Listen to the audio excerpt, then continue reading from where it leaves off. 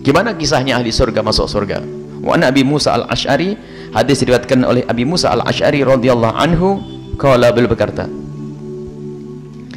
idza kana yaumul qiyamati, nanti jika ada hari kiamat itu tiba, dafa'allahu ila kulli muslimin yahudiyan, Allah akan memberikan kepada seorang muslim itu satu orang Yahudi.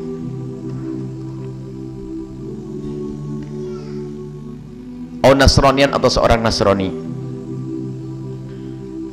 Kalau jadi ahli Yahudi ahli neraka, Nasrani ahli neraka. Ini masalah keyakinan. Orang Yahudi tidak usah tersinggung. Sebab orang Yahudi itu di dalam bacaan setiap hari biasa mengatakan orang Islam masuk neraka juga biasa, karena urusan keyakinan.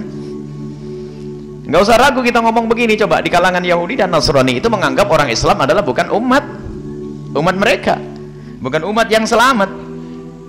Dan hal yang demikian ini wajar karena urusan keyakinan. Jangan sampai berubah lalu berkata orang Yahudi juga Islam, orang Nasrani orang Islam. Orang Yahudi pun dari dulu tidak menganggap orang Islam sebagai orang Yahudi. Orang Nasrani pun selama ini menganggap orang Islam adalah sesat, keluar dari ajaran yang benar karena mau dengan ajaran mereka. Sederhana sebetulnya, tidak usah kita ikut aliran orang yang menyamakan semua agama. Itu orang sakit itu, dan tetap sakit, cuman sakit kadang-kadang dipiara, Masya Allah, dikembangkan lagi penyakit itu di kampus-kampus dan sebagainya. Orang Yahudi dan Nasrani sudah biasa mengatakan bahwasanya orang ini pengikut Muhammad, tidak pernah nyebut nama pengikut Muhammad adalah ahli neraka. Itu sudah biasa. Dan kita tidak tersinggung dengan itu semua karena urusan keyakinan, karena mereka meyakini yang salah. Maka disebutkan bahwasanya nanti di hari kiamat itu kalau sudah tiba, jadi Allah akan beri orang Yahudi satu, atau Nasrani satu. Jadi ibu nanti akan diberi satu orang Yahudi. Kemudian fayaqulu, kemudian ada yang berkata, Allah berfirman menyeru kepada hamba tersebut. Sebagian ahli tafsir hadis mengatakan bahwasanya malaikat yang menyuruh. Ada yang mengatakan Allah menyeru bahwasanya hadza fikakuka minan nar, ini adalah tebusanmu dari nerakamu. Jadi begini, semua hamba ini diberi oleh Allah surga dan neraka. Jadi kita ini punya surga dan punya neraka.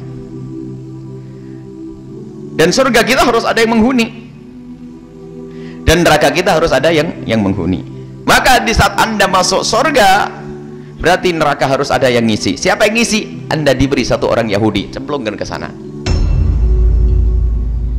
Hadza fikakuka, ini tebusanmu di sana, selesai. Jadi ada orang Yahudi dimasukkan ke neraka. Sebab neraka nanti harus penuh sesuai dengan jatahnya.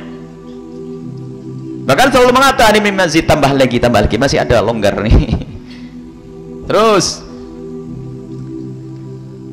wa fi riwayatin anhu, dan ada riwayat lagi Nabi dari Nabi Muhammad sallallahu alaihi wasallam qala, Nabi bersabda, yaji'u yaumal qiyamati, nanti akan datang di hari kiamat, nasun, manusia minal muslimina, dari kaum muslimin, bidunubin, dengan dosa-dosa, amthalil jibali, seperti gunung,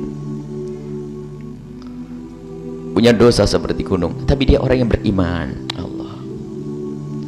Punya iman lah, kita ini tinggal mengukuhkan iman kita.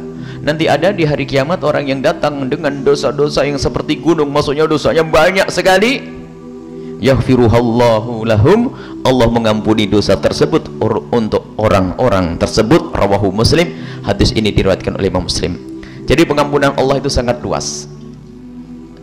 Jadi ingat bahwasanya sebesar apapun dosa kita, kalau kita benar umat Nabi Muhammad, kita Islam, kita iman, kita ngakui kebenaran syariat Nabi di hati kita, lalu ada kerinduan kita untuk bisa bersanding dengan Nabi, masuk surga Allah, rindu, dosa sebesar apapun yang pernah kita lakukan akan Allah ampuni.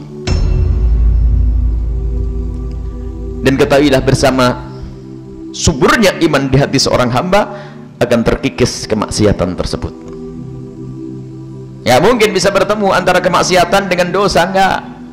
Artinya apa? Orang punya dosa yang lalu, dosanya gede seperti gunung, tapi imannya kuat. Menguatkan iman, maka dosa itu pasti akan ditinggalkan perlahan demi perlahan.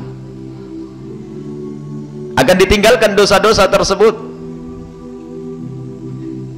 Bahkan dikatakan oleh Nabi SAW, la yazni zani hina yazni wa huwa mu'min wa la yasriku sariku hina yasriku wa huwa mu'min. Tidak ada orang berzina di saat melakukan zina kecuali imannya ditanggalkan. Na'udzubillah, kalau mati dalam keadaan seperti itu, matinya su'ul khotimah.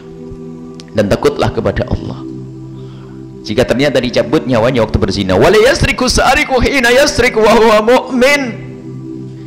Tidak ada orang mencuri kecuali saat itu ditanggalkan imannya. Buta, nggak bisa melihat surga, nggak lihat neraka. Yang kelihatan adalah uang di depannya, maka diambil dia. Kalau mati, mati tidak seperti orang yang tidak beriman kepada surga dan neraka.